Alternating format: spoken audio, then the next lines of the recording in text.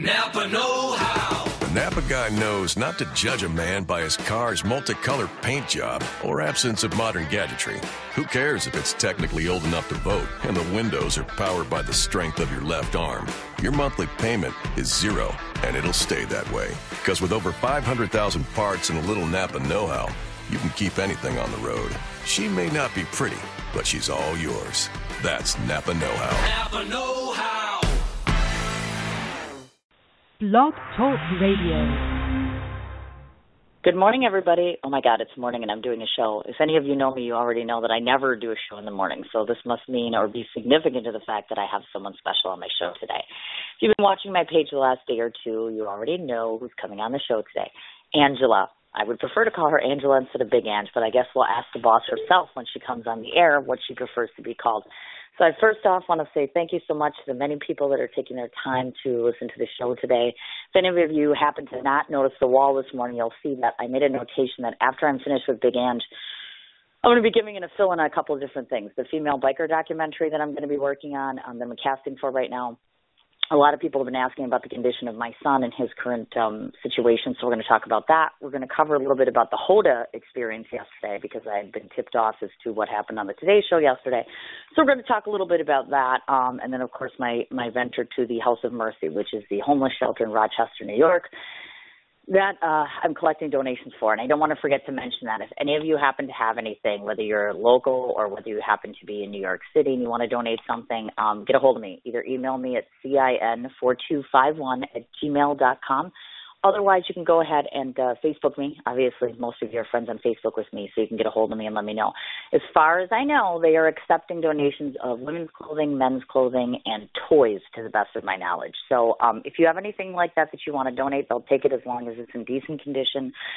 Apparently, I guess there's some criteria for some of the toys or whatever have you, like I think it's dolls or something. I'll find out for sure to be able to specify exactly what they take and what they don't take, and then I'll talk to Ashley and I'll post it up for you. And like I said, my goal is exactly 50 boxes if I'm not mistaken. So see what you can do to help me out. Okay, I guess it's time to get our guest on the air because you don't want to listen to me, you want to listen to Angela. So without further ado, let's start talking. Good morning, Angela. Hello. How are you? Cindy. It's you. You're here. You're in my little studio. Thank you so much for coming on. I'm okay this morning. How are you? I'm good. Good. I have lots of questions for you. Good questions, I hope. Okay. So, let's start off. Let's get off and let's start going. To most people that know you, you're a Brooklyn baby by birth. So I'm sure that our listeners want to hear of kind of the backstory of our beloved Ange, because maybe if you want to chronicle for us how you went from being a young woman with kind of an undefined career plan to the mogul that you are today. Well, I was just a mother with 2 kids. Had a grandson working in a bar. When they came and approached me, I would like to try out for Marmite. Okay. So I said, okay, let's try it. I don't think it's for me. I'm not good with cameras. So they said, all right, just try it for 6 episodes. So I said, all right, let's try it. So I drink a few shots of Jameson, and I try it. Because I was nervous. Okay. So I tried it out. From the 6 episodes, it went to 17 to 2 spin-offs, 4 seasons now, and it's just been blown up. Oh, definitely. There isn't a person that doesn't recognize you. I'm sure you know that. Everybody recognizes you. And it's not just your look. It's you. It's you as a person. You're very distinctive, in case you don't know that. You know, I've been in the bar business for 35 years. So, you know, to be in the bar business that long, you have to have that personality because they don't want a salesperson. You know, you have to be, right. You know, listen to everybody funny, go along with it. Of course. So I guess I understand. I'm like that. Oh, very much. Very, very much so, actually. And we're going to get into the bar side later, but go ahead. I have no enemies. Everybody always loved me my whole life. I was brought up and raised in Brooklyn. I moved to Staten Island 10 years ago. And I'm still a Brooklyn girl because I'm there all the time. Yes. My son still lives in Brooklyn. So I gotcha. Yep. In fact, we're just moving right along to your son. In fact, actually, each and every viewer of VH1 Mob Wives, which is, of course, the show you're on, for those that may not know, I doubt that there's anyone that doesn't know that, but obviously we get to watch your son as far as some of the painful and the proud moments he's had in his life. So, again, I'm sure that the fans are concerned about his current capacity and where he's at. So can you kind of give us an update about your son and what's going on with him? Okay, my son AJ, he'll be 26 in March. He currently has a 10-month-old daughter, and he's having a son in April. He's doing very good. 2 babies. He's doing great.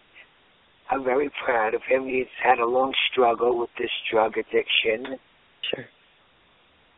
And it seems like it's an epidemic out in Brooklyn and Staten Island. So many kids his age and younger are on these pills. Goodness. But, and I have to ask you. It's a hard.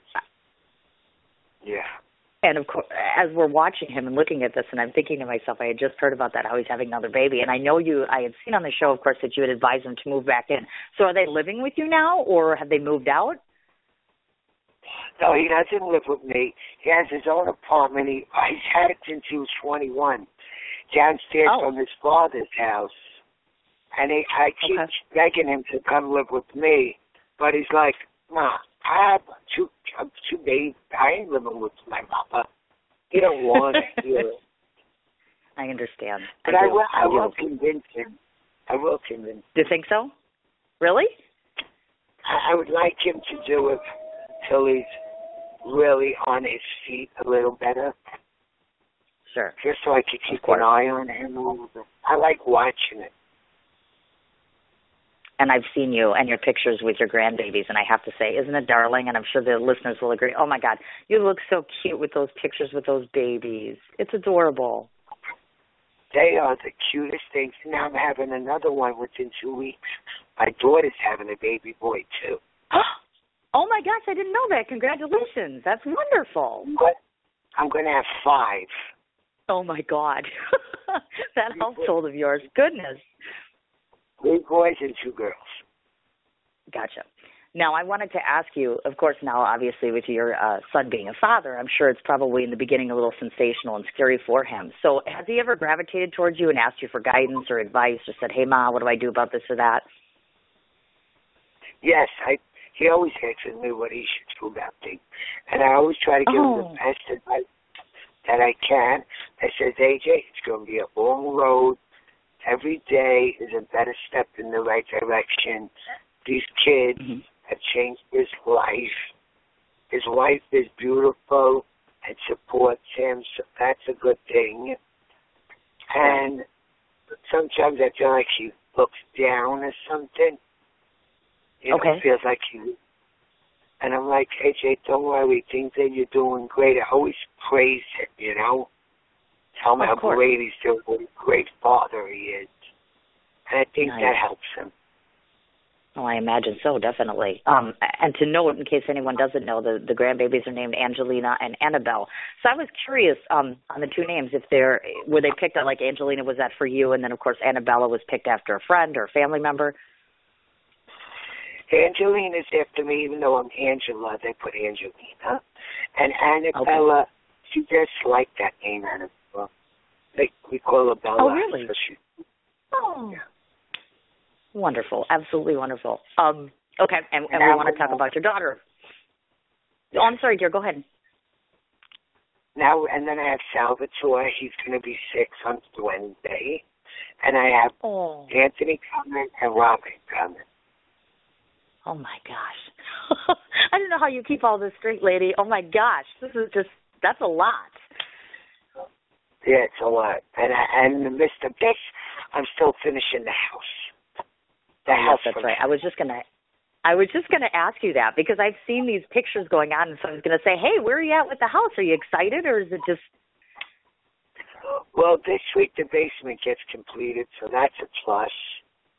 Okay. And now we started already the suite on the top floor, so we're almost there, almost. Oh, good. Good for you. And, of course, in case anybody doesn't know, you've done this more than once, right? You enjoy having multiple houses or doing this. Is it really a joy for you? Do you find a new home and decorate and all that? Is that something you really look forward to doing? I do. I like to do that. Put me over the edge over a year. Oh, no. Oh, gosh. I like to do it for My a week, goodness. not for a year. Sure. Of course. I understand. We do. We understand. I wanted to touch base about some of the viewers or listeners or audience members, I should say. Some don't know that your daughter, of course, was your partner in the Miami Monkey Bar, and, of course, she was filmed on that spin-off show. Maybe just tell us a little bit about your daughter, because a lot of times we get to see your son, but we really don't hear or see much of her. So maybe tell us a little bit about that darling girl. My daughter is 30 years old. She's married to... She has a wonderful husband. She is a school teacher, so she's not on Mob Wives. You know, she's not allowed to be on a show like that as a school teacher. I got it. So therefore, that's why she's never on the show, because it's against the board. It's against the Board of Education to be on a show such as Mob Wives when you're a kindergarten teacher.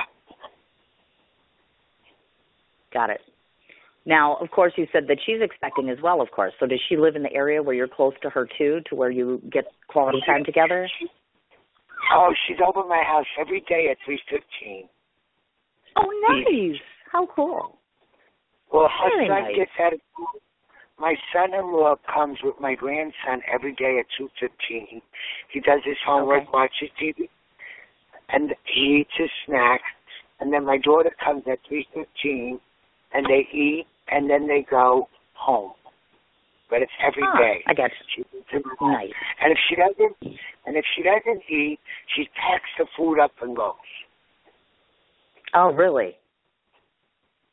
Cook every day. Goodness, if we didn't know any better, it would sound like Angela is a regular average lady that's not on TV. You sound like most of us with families and homes and a husband, and you sound very normal. Does that surprise you? I am. Really? And I still work. And I still work in the Drunken Monkey 2 days a week. So I'm very regular. I know. But this is a good thing. We like that. Good. Because I was pretty nervous about 10 minutes ago before you called in to me. So I'm thinking you may not be normal because you make people nervous, my dear. In a good way, of course. I want to talk a little bit about the spinoff. In 2012, you had launched your show, Big Ange. I have a question about that. Do you personally, do you think is it more rewarding or somewhat rigorous as far as to be a leading lady versus like on Mob Wives where you're a supportive cast member? Talk to me a little bit about that. Well, when we did the Big Ange spin-off, Jennifer, Linda, and every girl that was on that show are girls I grew up with. So we've been friends since teenage. And I thought that it was a very good show. I don't know what happened to it. And everybody still asked me. You know, everybody liked it. So that was us regular, real friends. And we're still friends to this day. And we always will be. I mean, we're friends over 30 years. So that's a true bond. That was a true bond. It still is. And everybody seems to like it. I don't know what happened. I know. I'm kind of surprised myself because I liked it too, and tons of women loved it. I mean, because of course the spotlight was more on you. Not to say we don't love the other girls because I love them all, but it's nice to see a background about your life and what goes on and your friends and where you hang and what you do. So I think we should revisit putting Big Ange in another network or something. That's just my opinion, but I think you should have a show of your own again. I know. I really liked it.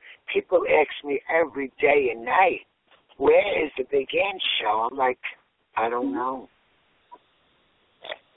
Tell me something, because I know a lot of people are wondering this. Do you ever get tired of having that camera in your face? Do you kind of just ever have that point where you're like, don't follow me, get that camera out of my face sort of scenario? But it's really not like that, because they really don't follow you. You know, like, let's say we have to do a scene. You know, you go and for like 2.5 hours, you just do the scene wherever it is. If it's in my house, then the camera.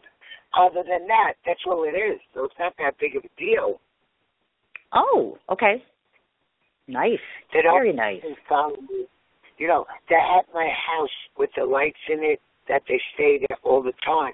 So when they come, They plug the lights in that are already on my walls, and we start. So it's really not such a big deal. Listen to that. We just learned something, because to us, the outside world that watches you, we think, oh, that must be tedious to have somebody around all the time. So thank you for that. I wasn't aware of the actual filming part of it. And then if we have another scene, like we have a 2-hour break, and then we start again. But it's not continuously, and it's not every day. So it's only 4 days a week, too. Oh, nice. Very nice. That works out nicely then for you. And since Angela was nice enough to bring up Mob Wives, let's talk about that for a little bit. Second season was your introduction to the show for the first time. So just a couple of things I want to cover with that as far as that goes. I know that you've said publicly before that being on the show had cost you friendships in the past. So for that fact, do you still feel it was worth participating in it? No, I don't care about the friendships. There weren't really much of a friendship that don't talk to me now. So kids. Gotcha. I understand. Like if people don't want to talk to me because I'm on the Mob Wives, that's on them. Now this hate is, I think everybody's jealous, but whatever. I understand. I didn't bring the mob to this life. It's just been there. So I don't know why they hate on me. Exactly. Actually, I know that you have named yourself, as you call yourself, the No Drama Mama. Did you have any hint or any idea that the show Mob Wives would be composed of so many different multiple melodramas when you signed on? I didn't realize what it was really about, but now I'm really realizing they're all crazy. Oh, goodness. I mean, now even I had to have a beat for Pinay. I mean, it doesn't stop. It's every drama. Oh, goodness. But, that's what it's about. What are you going to do? Right. No, I know exactly what you're talking about. I think one of the neat things that I can say about you is that every week you watch the show with your fans, which I think is really cool. So let's say somebody comes to New York City or Staten Island. Can they just walk into the bar, sit down with you, watch it? How does that work exactly? Yeah, I'm in the bar first of all, the show's going to start airing next week at 8 o'clock. Tonight is 9 o'clock, but it's going to be airing every Wednesday at 8. So I'm at the bar. Whoever wants to come, fine, walk right in. We're there. I work on Tuesday nights also, 7 to closing. I work Friday nights, 7 to closing. I constantly have fans all over the world come in. They take pictures with me. They buy the Drunken Monkey T-shirts. They have a good time. Nice. Very nice. Yeah, so now you know people. If you want to see Angela, you know how to find her. Tuesdays, Fridays, and Wednesdays at the Monkey. Gotcha. Now, I want to notate something. Go ahead, dear. I tweet it, too, every time. Oh. So everybody, I tweet it and I Instagram it every Tuesday, Wednesday, and Friday. Got it. Perfect. Now we all know that. Now I want to switch gears a little bit to something that people may not know. Your little circle of creativity, as I call it, included a stint in My Big Gay Italian Wedding. So maybe tell us a little bit about how you ended up becoming part of that production. Oh, okay. Anthony Wilkerson, he is the producer and the creator of that play, and he is my good friend. There's a restaurant in Staten Island called Angelina's. She's very close to me, and I'm very close with her. I'm very friendly with her. So that's how that came about. And I'm very big with the gay community. They love me. I have a lot of gay friends, so I went and did it. I did them a favor, and I did it. My sister's also been in that play. Janine, you mean? Oh, I didn't know that. She was in it twice already. I'm actually doing it again in March. Yeah. Okay. Got it. Now, I want to share a story about that to the listening audience. You may not know this, and I'll share the story. You were asked by an admirer I know to assist you in doing a marriage proposal. This is a gay gentleman that was going to propose. And then surprisingly, which shocks me, is because not all of your, what we call publicly known individuals will go off and do something like this. Not only did you help him, but you actually threw him an engagement party. So I was just curious as to why you chose to do that. That's such a gratuitous thing to do. Because that's how I am. I'm very nice like that. I support the gays in a big way, and I was there for them, and I actually enjoyed doing the, performing the ceremony on stage. It was fun, and it was all in fun, and it was good, and I just enjoyed myself, and I made everybody happy. So that's all I'm about, making people happy. Nice, very, very nice. And he must have been elated, of course, because, like I said, not oftentimes you approach a celebrity and they're kind of hands off. You know what I mean? And you're very, very approachable. Have you always been that way? I am, and people say, "I can't believe it. I can't believe it." I go, "Yeah, I'm a regular person." I stop. Anything I'm doing, I stop. I take a picture. I never say no, except if I'm with my daughter and my grandchildren. It's a little uncomfortable. My kids don't like it. Right. Like we're out doing. If I'm having a family day, I say I'm sorry. But, because, it takes a lot of time out of your day. If I have to stop every 5 minutes, if I have to stop every 5 minutes, take a picture with every single person, and I see when I'm with my kids and my grandchildren, I'll never get what I'm there to do. Right. So that's the only time I say I can't when I'm with my family. Other than that, I do it. I stop my car in the streets and do it, please. Oh, my gosh. Wow. Well, that's impressive. And nice. Very nice. Yeah, it's crazy. I imagine so, definitely. Every time I'm at a red light or something in Staten Island, please, the people are screaming. Oh, say that. They're taking a picture through their car window. The people are beeping the horns. It's crazy what goes on. Oh, my God. Imagine. You probably have very little sense of privacy. When I'm in my house and I lock the door, I got a lot of privacy. Well, thank God for that one. I want to switch gears. I don't take offense to it. I'm very honored by it. So I nice. do. If it wasn't for my fans, I wouldn't be where I am. So that's why I go out of my way to do it. And that's exactly one of the reasons why people like you so much. And I've heard that millions and millions of times. Just you're reaching out for people and to people and being so approachable. It's one of many reasons, I have to say. And kudos to you on that because, like I said, not everybody does that. So that's awesome. I want to talk a little bit, again, those that may not know, you had your first bridal gown on early at the age of 18 was your first marriage. And you've clearly confessed that you continue to yearn for the younger males. And hopefully one who's capable of kind of bathing you in the bling-bling, as we've heard before, that you like so much. We watched that you eventually elected to marry my favorite guy. This is I get a kick out of Neil. I think he's funny. Neil Murphy, of course, is Angela's husband.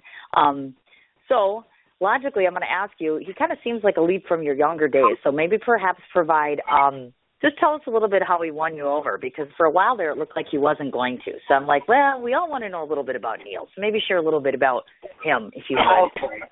I met Neil in the Drunken Monkey while we were building. I met Neil. Okay, he was coming around every day. He's just a regular. He was a golfer, city worker, sanitation. I don't know how it happened, but it did. Because Neil is so not my type in every which way there is. But I was thinking I need a pension.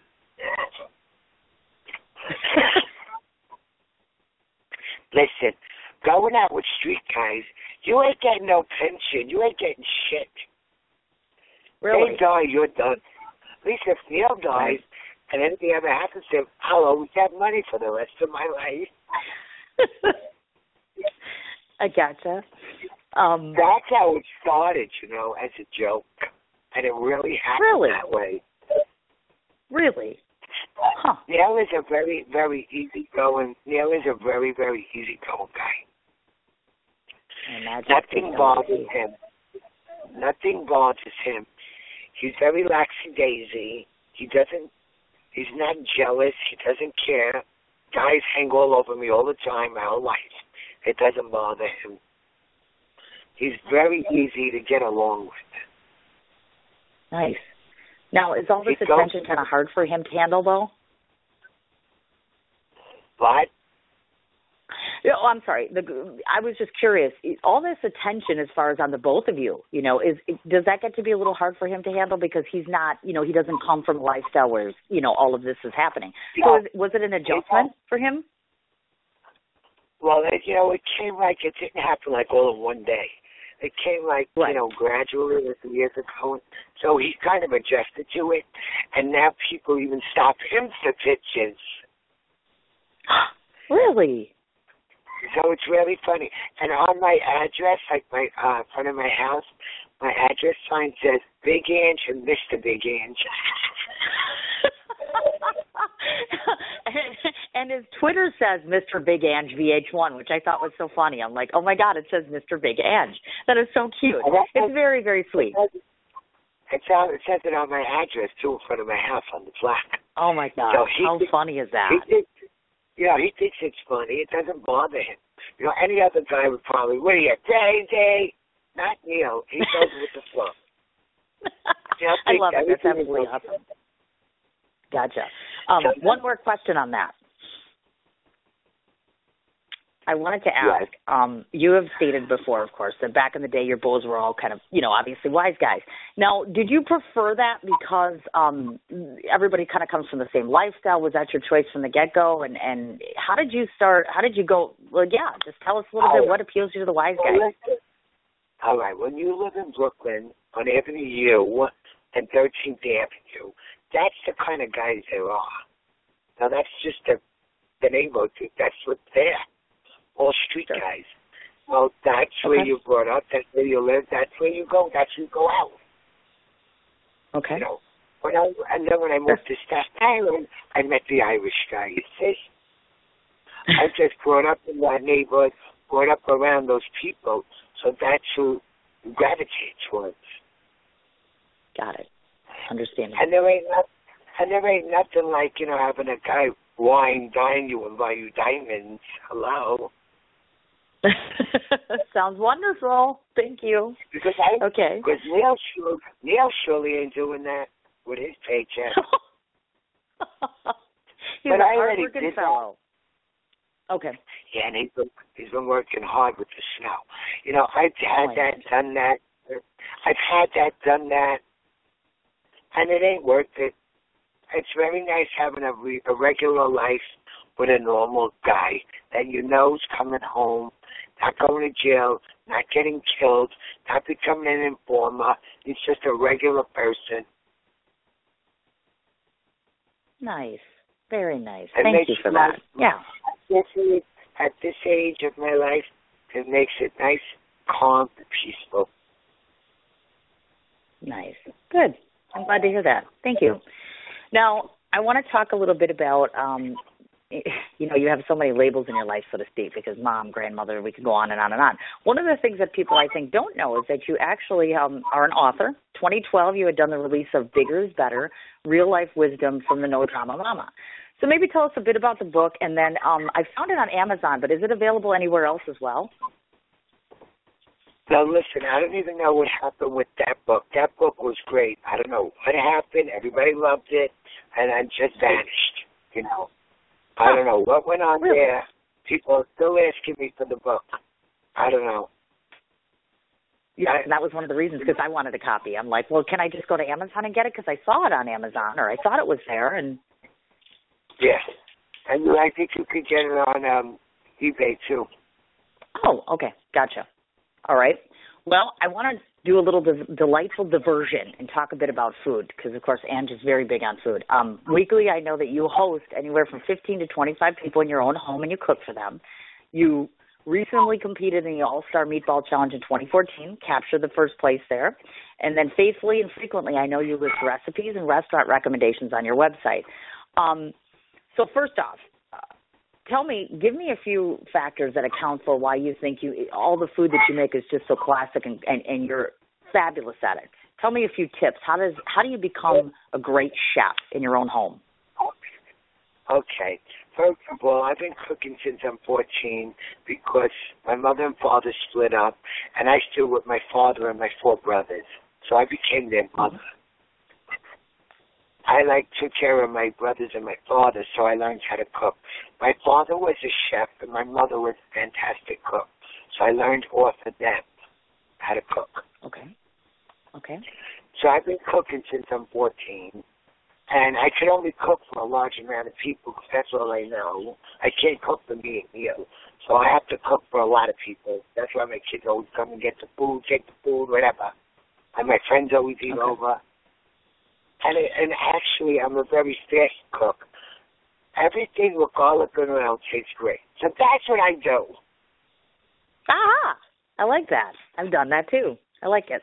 Is there a favorite or is there a dish that you have as your own specialty per se? Like this is Angie's favorite thing to make or does the best? Well, for the past 2 days I made chicken cutlets, chicken soup, chicken wings scaparelle, Spanish pork, potatoes, omelets. This is all in my refrigerator as we speak. My son is in the produce business. My son is in the produce business, so he brings me boxes of produce constantly. So I made zucchini, eggplant, fresh tomatoes, onion, garlic with basil, fresh vegetables. To me, it's a joy. It stops me from thinking. I just start cooking, and I like it. I enjoy it. Nice. I don't enjoy cleaning the mess up. I enjoy cooking food. Of course, that makes sense. I know you've said the top 2 joints, Angelina's and, of course, Bella Mama Rose. Now, both of those are in New York City. I'm just curious, recommendations, why those in particular, as far as those 2 being great restaurants? Tell us a little bit about why. Because they're in Staten Island, and my very dear friends own them, and they're delicious food. Very simply put. Nice. Drunken Monkey, do you offer food? No, we have no food. Okay, I wasn't sure about that. I just wanted to clarify. It's just a bar. Gotcha. Okay. Yeah, because a lot of times in New York City, as you know. We used to have food with a restaurant bar, but the restaurant bar wasn't doing that great, so we eliminated it and made a dance floor. I gotcha. I see. Okay. And of course, I was just going to say, and I've been to the bars, so I know the ambiance. And of course, tell me a little bit about. Obviously, it's called Drunken Monkey, so you must have the monkey thing. Tell us about the monkey thing. You must have some liking to that or something, because of course, every franchise has been of the monkey. I love monkeys. I think they're the closest animals to humans. Really? I just find them very entertaining. I like watching them. I just love monkeys. I don't know why. I think they're the cutest little thing. Aww. Does that mean that you're going to have one in the home? Are you going to have one in the house? A monkey, that is? No. I'm scared. I like the look of them, but I'm scared of them. Oh, my God. I have 2 Pomeranians. That's enough. I gotcha. Of course. That makes sense. I understand. Now, you know, this question has been asked to me 50 times in the last 24 hours since everybody knew I was going to ask you. So, of course, you know, once you were on Mob Wives and you made this comment about having another baby. So, should I ask that question? Will there be a little meal? I would have done that up until I had 4 grandchildren in 1 year. That's out. No way. My house looks like I have a nursery, I have carriages, walkers, packing plates all over the house. No, I have enough for babies. And I babysit. I babysit at least 3-4 times a week. I pick my grandson up from school. I babysit Angelina. The next day I babysit Annabella. They go home. I go to Florida. You know, they go home. Matter of fact, I think I'm going to book a ticket today to leave for 4 days. I need to get at it. I gotcha. I understand. Just thought we'd throw that out there because I know that we had heard that. So I'm like, yeah, when I heard it, I was like, is she kidding me? A baby? Because we all thought, no way, you know? You know, as soon as, Neil is only 42. when we talked about it, it was like 40. That he would like to have a son. Okay, you should have a 35-year-old wife. I understand. I do. Okay, well, now we know no baby. And then a month later, we found out his daughter, my son were having babies. Now, 8 months later, my son, my daughter having babies. No more babies. We got enough of babies. Very well put. I like that. That's good. And it cost me the same amount of money if I had my own babies, because all I do is buy. Party. Right. I understand. I do. I get it. Oh, cute. Okay. We have 2 big topics here we want to cover. The first of which is, of course, I want to talk a little bit about Big Ange wines. For those of you that don't know, there's 3 different flavors, the Chardonnay, the Cabernet, and the Prosecco. And they're offered in 4 different states thus far: Illinois, New Jersey, New York City, and Massachusetts. A couple questions about that. If you were sitting at a wine bar right now, if I was sitting with you and having a drink, what would you order? What do you normally drink? I normally drink Belvedere Club soda, but if I was to have a glass of wine, I would definitely have the Cabernet. I gotcha. Now, being red wine drink. Really? Yeah. Okay. As far as the wine itself, your wines, the Big Ange wines, now tell us a little bit about, because most people don't know what it's like to have a wine line and pick your own thing. So how did you kind of establish these 3 different types of wines, and how did you establish where you were going to distribute them first? Okay, first off, I love to drink, I like Jordan wine. So I was trying to go to a cheaper version of a Jordan. Then I love, when I drink white wine, I like to have Pinot Grigio, just to say the margarita's fine by me for now. You know what I'm at with my friend. And so I was trying to go by that flavor. And when I go out with my girlfriends and we go for brunch, we have a bottle of Clicquot. So I was going by like that kind of flavor. So those were the 3 that I was trying to go by, because that's what I drink quite often. You know, and out with my friends. I'm not over the top ordering a Cristal. I have Clicquot, thank you. And a bottle of Jordan is always a good bottle, and for the price, it's great. And Pinot Grigio Santa Margarita is just a regular wine, but it's okay. It's decent. So, and I didn't want it to be expensive, so I was trying to go through those tastes in a cheaper way, because people cannot afford, not everybody can afford $100 bottle of wine. So this is $14, thank you very much, and it's very good. The champagne is $16, the wine is $13 or $14, or $16 or $17. So it's very reasonable, very good.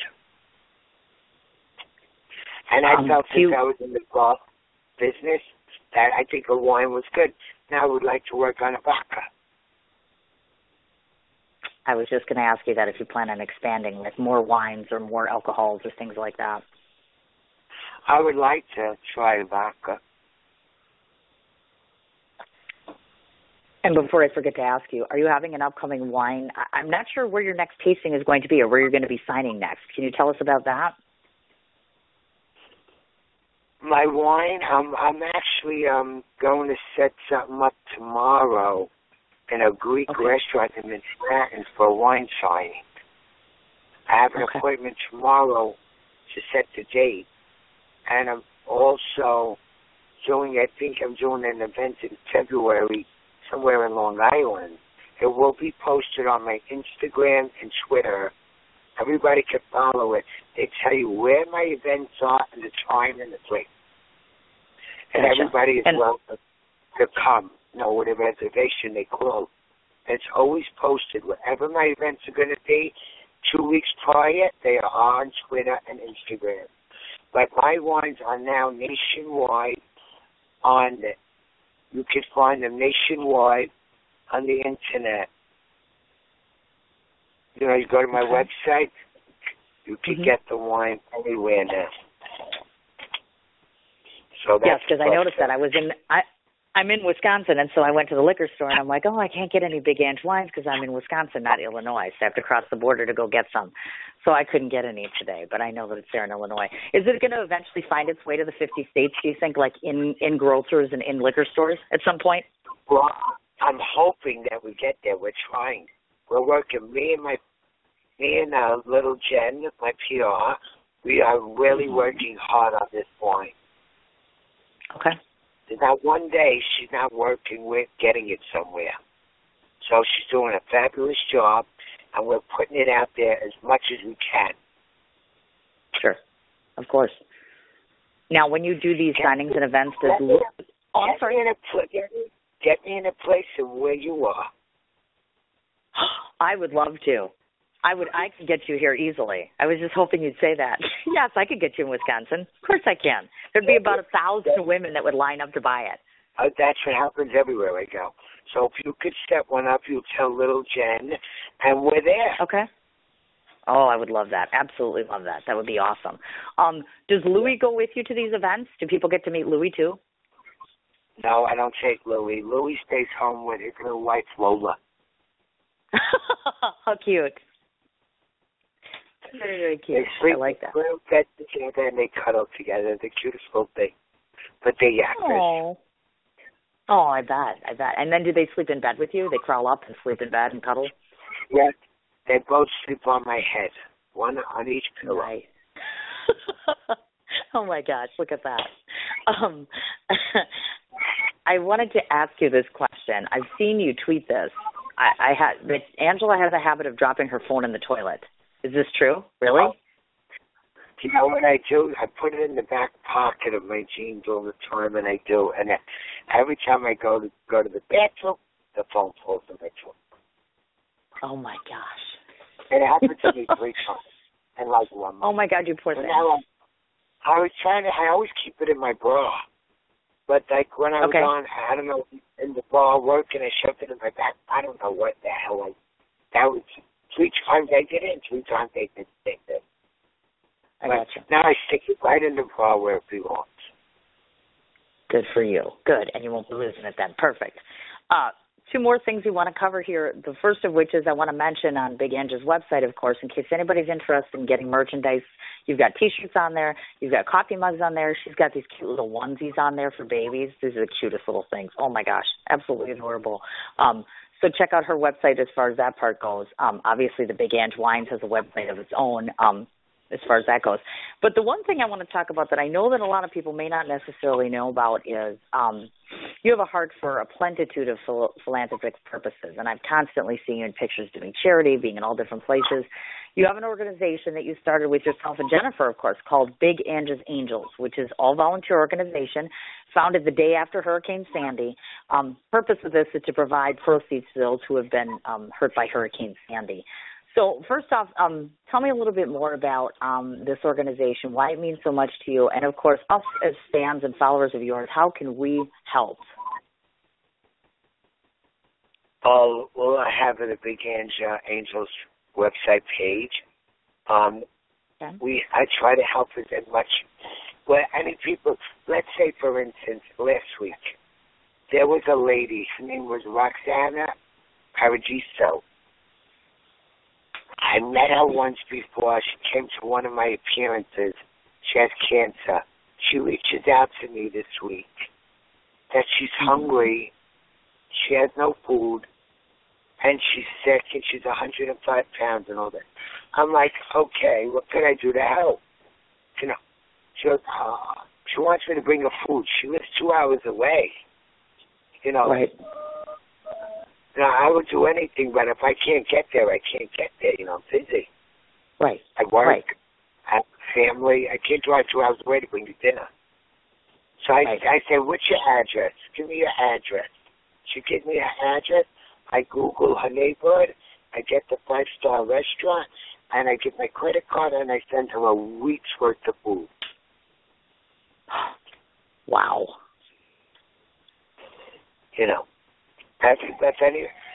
Recently, a family member of mine, 1-year-old son, passed away on Halloween from an allergy attack. My daughter's husband's cousin. We did an emergency fundraiser in the bar, put it on the website, raised $65,000. We gave it to the family so they could bury their 7-year-old son. Oh, my gosh. So, people know how to reach me in desperate need of help. I will do whatever I can to help somebody. And what is the current state as far as, obviously, all the devastation after Hurricane Sandy? I guess, what was that like, just living in that moment? That must have been horrific for all of you. It was like living in a movie. I felt like I was in a movie. The way everything looked, the way it was going on, all you heard was sirens. It was something, it was like when 9/11 happened. God, how devastating. It was very devastating. And we did a lot to help. We actually built, for this little Italian couple, they were the cutest people ever. We built them a new house. Wow. Yeah. Wow. I'm just blown away. My goodness. Yeah, and especially when you've lost everything like that, your home, your dignity, your everything, your clothing, you have nowhere to go. It's a natural disaster. I can imagine the horrific sight that must have been. Now, how often do you get a chance? Oh, I bet. Do you, as far as the Big Angels go, now is that typically run more so by Jennifer, or do you still have time to be hands-on with that as well? Well, Jennifer sets everything up. I come to whatever she does. I do it. I gotcha. She sets it up, and I'm there. But basically, the Angels started with breast cancer. We do it every year. We have a very big thing for breast cancer every October. Okay. We do the big events in the park, and then everybody comes to the bar. We have the big party, or the food donated. It's a big day every year. I imagine. Are there any personal charities of your own that you have that are close to your heart? I'm big with the cancer. I'm big with the breast cancer. My best friend died from it, so I'm very big. Oh, my goodness. Okay. Now, I just have a couple quick things for you because our time has gone so quickly. Oh, my goodness, and I don't want to keep you too terribly long. I just want to ask a couple quick things here. I'm just going to read off all of this for all the people that are listening because not everybody may know where you are. As far as Facebook goes, you have a couple different entities on there, which is Big Ange Wines, Big Ange's Angels, of course yourself, you and your own personal page, and then the Drunken Monkey Bar and Grill. Websites, obviously MobWives, www.vh1.com, www.bigangewines.com, and then www.bigangofficial.com, which is your website. And on there, of course, like I said, you've got the cooking stuff, the merchandise. You've got all different kinds of stuff about yourself on there. Your Twitter is at BigAngeVH1, and that's BIGGANG. Same thing with Instagram. For any of, and of course, Amazon.com is what I mentioned for the book. I've seen you on YouTube, of course. For anybody wanting to know about Neil, he's got a Twitter, at Mr. Big Ange VH1. Am I missing anything? Any place to find you? No, I got everybody, or I got everything. Yes, I think everybody can find you. In life, in real life. Yes, in real life, standing there looking like a normal woman. Okay, I want to do two last things before we let you go. First of all, I just want you to take a breath for a second, and let me just tell you the overall impressions of both myself and everybody that I've been in contact with, who knows you, doesn't know you, people that watch you. Let me just tell you what people think of you, in case you might not have heard this before, because you may or may not hear this very often. The first time that I posted and put down that you were going to be on my show, people were just aghast. And why? Because some of the first things I heard about was your generosity and heart, and genuine generosity and heart, not because you're a television star, but because you're a very kind and decent woman.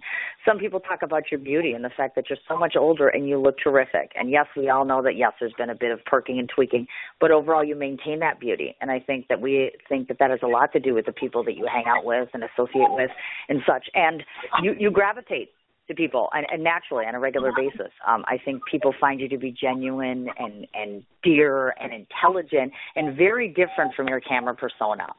Everybody's intrigued about you because you have this larger-than-life personality. But honestly, I truthfully believe that you're a very simple gal that deserves all of this attention because you're an out-of-the-norm celebrity. Does that make sense? You're not your real reality type, so to speak, which we all think. We're fascinated by you, and we love what you do, and we love the fact that you're part of our lives, whether it's on television or on Facebook or on Twitter or Instagram. And you're in some ways really very inspirational. I'm not quite so sure how many lives that you know that you touch on a regular basis. So we all kind of collectively wanted you to know that. And then there's just two simple things before I let you go. Oh, you're welcome. The first of which is I'm going to be coming to New York next weekend. Or actually next Wednesday. I'll be there next Wednesday. So I'd like to come to the Drunken Monkey because I have a gift for you. I have a Packer sweatshirt for your soon-to-be grandchild in April that I don't want.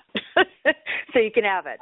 It's a little gift for your grandbaby. So I'll come and I'll say hi to you and show up, and I can meet you face-to-face because I have a surprise. So come at like 7 o'clock so we can watch the show.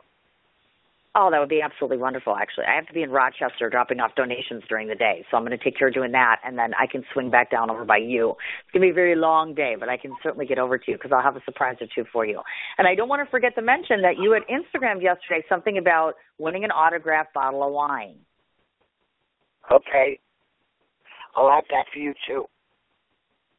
That would be lovely. And I wonder, if I begged you nicely, do you think maybe, just maybe, I could ask you for a second one, and then we can kind of raffle that off to somebody that listened today? We'll put some kind of contest together or something, if you don't mind. Or I'll just buy a bunch of them, and you can just sign a couple. For sure. Don't worry. There. When you come, I'll have it ready for you. I would absolutely love that. That would be absolutely fabulous and wonderful. And I cannot thank you enough. I just can't thank you enough for the amount of time we had. I absolutely loved it. I think you're a wonderful woman. I'm glad that I got a chance to watch you on the show, and I can't wait to meet you in person. It'll be wonderful. I can't wait for next Wednesday. I'll have you on waiting. That would be wonderful. And then we can sit and chit-chat like two regular girls in a bar. It'll be wonderful. And set up something in Wisconsin. I'm coming. Oh, definitely. I'll be working on it this afternoon once we get off of the show here. I've got to take care of a few things, like talk to my listeners about you and a couple other things. And then after I get done, Jen and I will hook up. I'll have her give me a call, and we'll get it worked out. I probably might be able to get info for you before I get there, so we can talk in person. Okay. That sounds wonderful. We would like that. All right, my dear. You have yourself a wonderful day. You too. Bye. All right. Bye-bye. Okay, kids, was that absolutely fabulous or what? I think she was absolutely amazing. I'm not so sure if I did 100% as well as I normally do, but then, of course, when you're interviewing Big Ange, how do you not end up being very nervous, right? So I think she did wonderful. Hopefully I did wonderful. As you can hear, obviously, apparently I'm getting an autographed bottle of wine, which I kind of just snuck in there. But moreover, the whole reason I wanted to talk to her about that is because we want to have her autograph a couple different bottles. What I'm going to do after this show is over with is I'm going to create a Facebook page. What Ange doesn't know is that we're going to surprise her a little bit. I'm going to try to see if we can make this special for her, for me, and for everybody that's involved with this. So again, once again, Jennifer, thank you so very much. That would be her better half, and that's little Jen who does her productions and her promotions. Thank you so much for getting Big Ange on there. If I have my way when I go down there to meet her, we're going to beg and plead with her to see if I could have her do a strictly all call-in scenario where basically she calls in to talk to all the listeners and the fans and just answers questions that you have instead of the questions that I just asked her. And then this way you guys get a chance to be more involved. Today is a little more time-sensitive for her and for me, so unfortunately we couldn't have a long show. So that takes care of Big Ange. When I get done with this show, if you look on my Facebook page and on my show page, you're going to see all the ways for me to be able to list, to find her web pages again, her Facebook pages, et cetera, et cetera. So that takes care of the Big Ange side of things. Now, there's 4 other things that I wanted to cover on the show today before I let you guys go. The first of which is that we wanted to talk about the documentary. Any of you that are Facebook friends of mine know about this already, but let me just mention it again. I am casting for a all-female biker documentary. There are 4 purposes to this documentary, the first of which is to showcase the girls that are out there, meaning I want to make them parallel to the men. Not that they're not already, but I want them to be seen as individuals who can hold their own next to men as far as on a bike, is in public, is in relationships, all the way across the board. That's number one. Number two is to try to remove the persona that biker individuals have to be people that are tough and rough-looking, individuals that are just wear a lot of makeup and talk crudely and sleep around or just live on a bike all the time.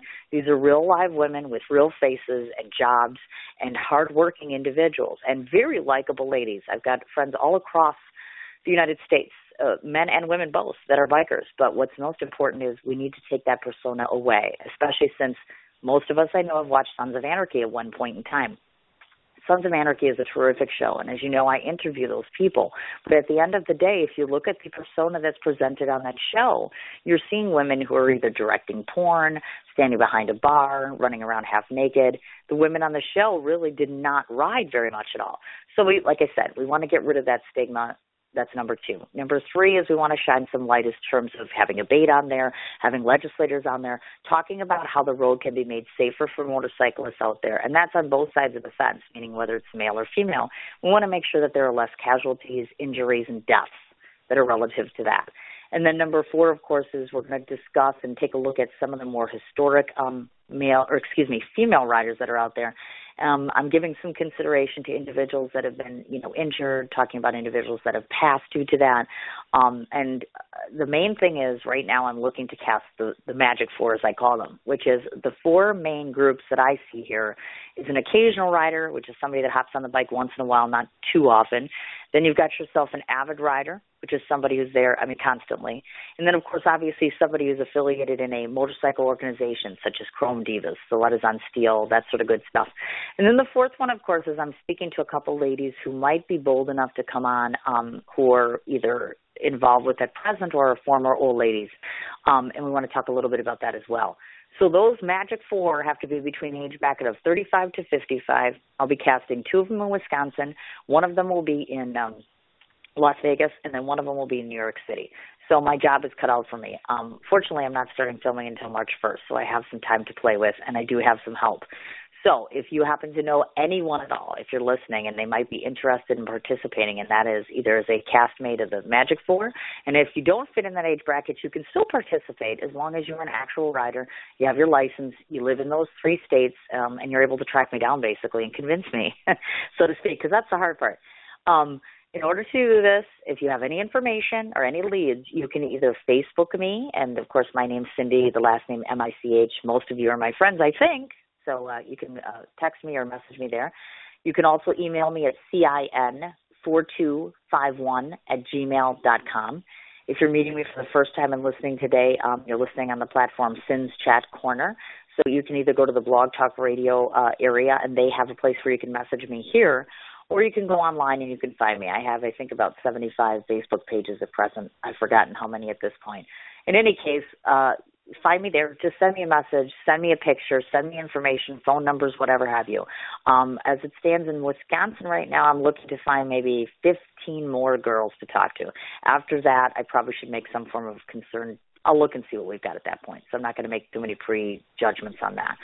So as far as that goes, that's the documentary side of things. Let's talk a minute about HODA. To those of you who are bikers or biker enthusiasts or even individuals who have friends that are bikers, I'm sure we all saw what happened yesterday on the Today Show as far as this whole bit about her and Kathy Lee dressing up and going out and alluding to the fact that bikers are losers. Couple quick thoughts I want to do on that, and I'll tell you what I have going on. I have called NBC, obviously, and I have tweeted them. I've also, in addition to which, sent a formal request saying that somebody listen to the show today because I'm voicing my thoughts for a reason. I think it's important that people hear this and listen to this.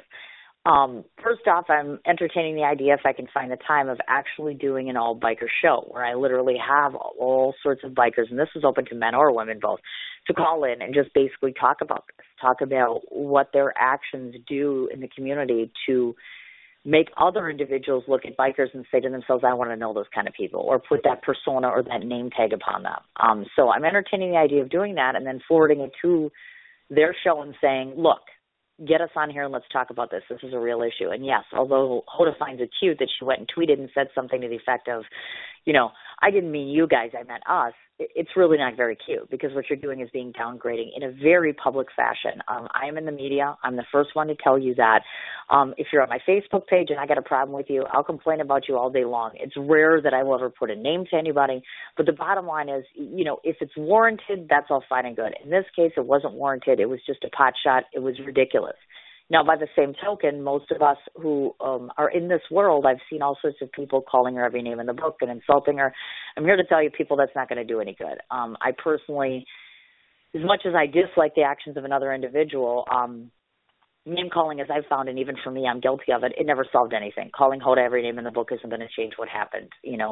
Sending a very vehement, message out there, going out there and saying, hey, this is what you need to do, educating them about that, giving them hands-on view of what this life is like, I think will be much better suited in terms of just name calling and slashing it all over the internet or, et cetera. I mean, because unfortunately nowadays, just so that people know, NBC and that show are very powerful. So in my world, people get away with murder, literally, so to speak, and it's wrong and it's not justified, but nonetheless it happened. And so what I'm trying to do is just kind of diffuse the situation and see what I can do in my little happy corner of the world to try to make things easier and to take that stigma away. And hopefully if I give enough push with Hoda, she'll be able to, and she doesn't need to host me, but she'll at least be able to listen to this show and know the lasting impression that she left with people just by one little antic on her show.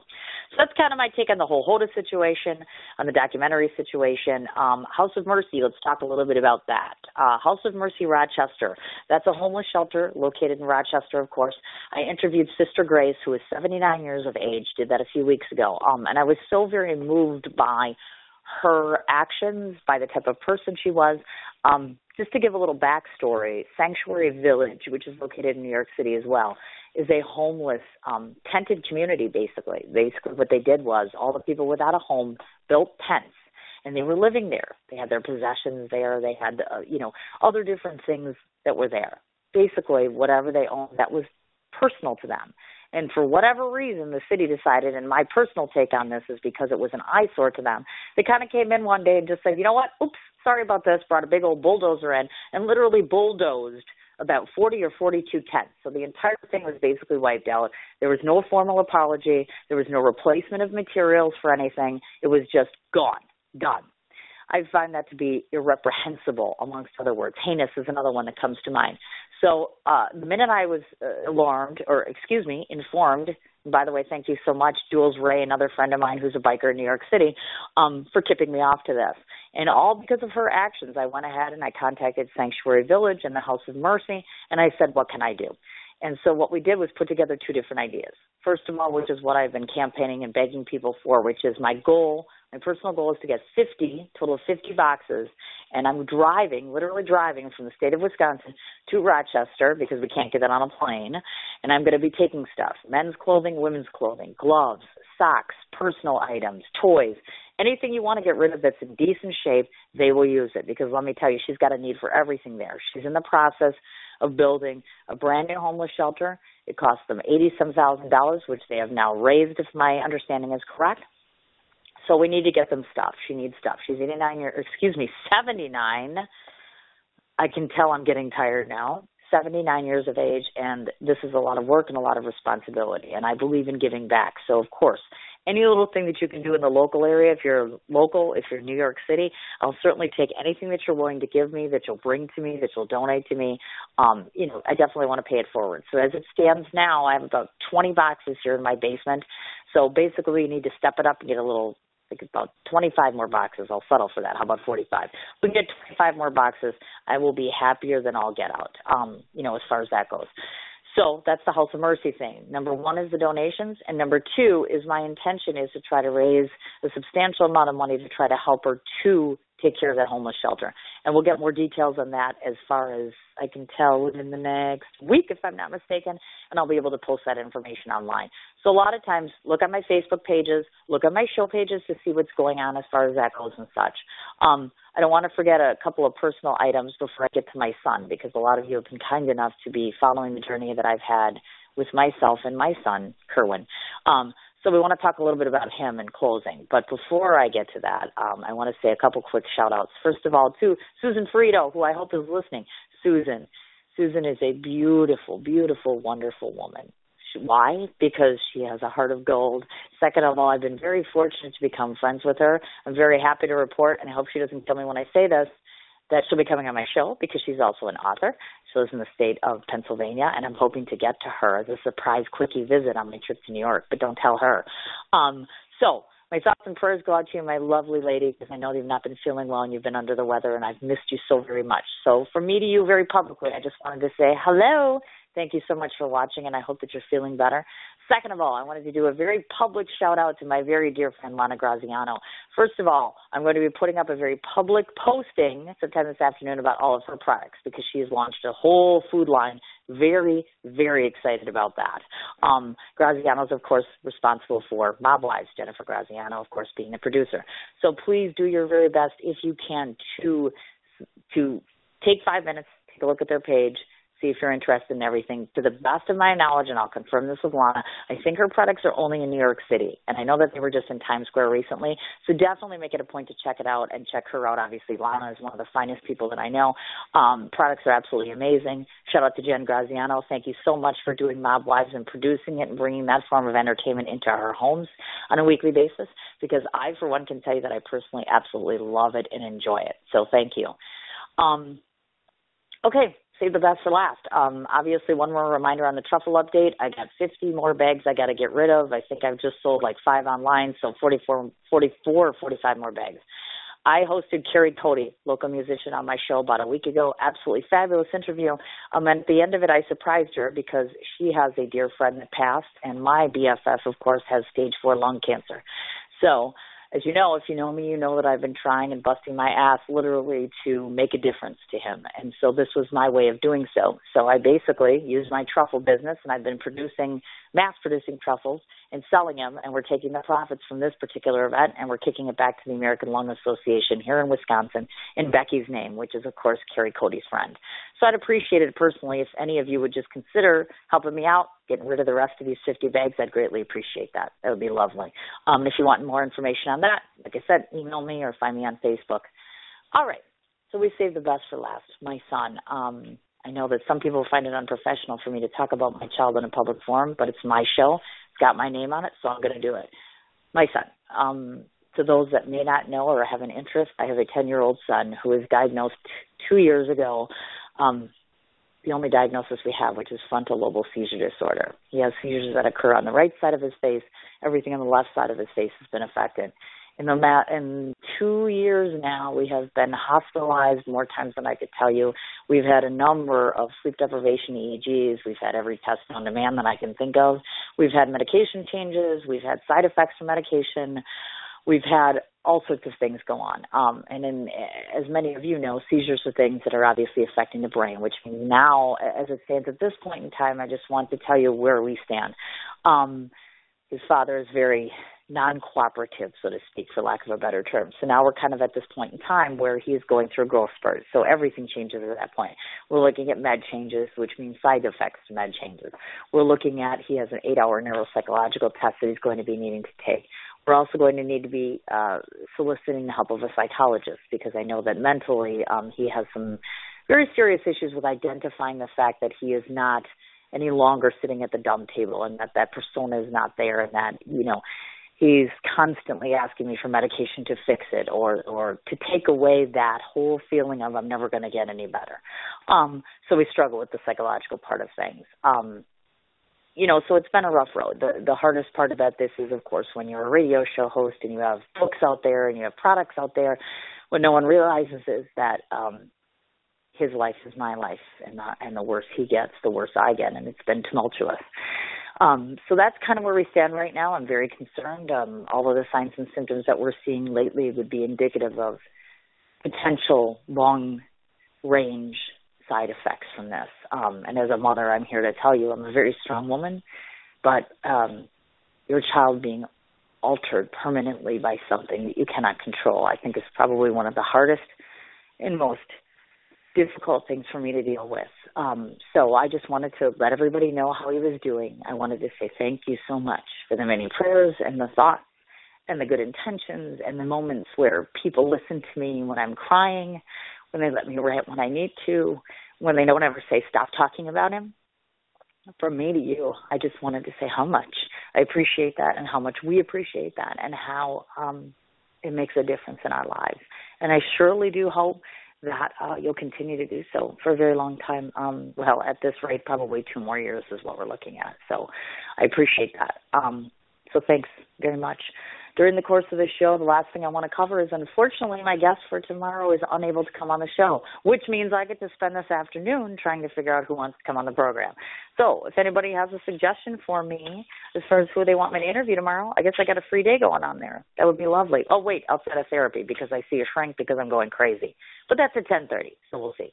So if anybody's got any suggestions, email me, CIN4251@gmail.com. If anybody wants to complain about the show today, email me. Anybody wants to tell me I did a great job, Facebook me. I don't know what else to say, folks. Hopefully, with any luck at all, you'll continue to be a follower, since I know that a lot of you are listening for the first time due to Big Ange.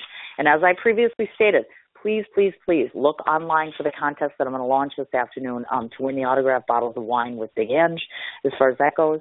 And then, of course, lastly, I want to mention, because I don't want to forget to promote, I have one more show after Thursday, which is this Friday. And Jeff Penny is his name. That's Jeffe Penny, 11 o'clock Central Standard Time. He's another one of my lovely and talented Canadians. He's a Canadian musician. And as you know, I have one show where I do Canadians once a week. So please, please tune into that. And that's 11 o'clock on this Friday. Again, thanks so much to everybody that took the time to listen in and to orchestrate the show. Again, Jennifer, shout out to you. Shout out to Big Ange, who's no longer listening. Fans, followers, you guys have yourself a wonderful afternoon. I'm off to go work. Thanks.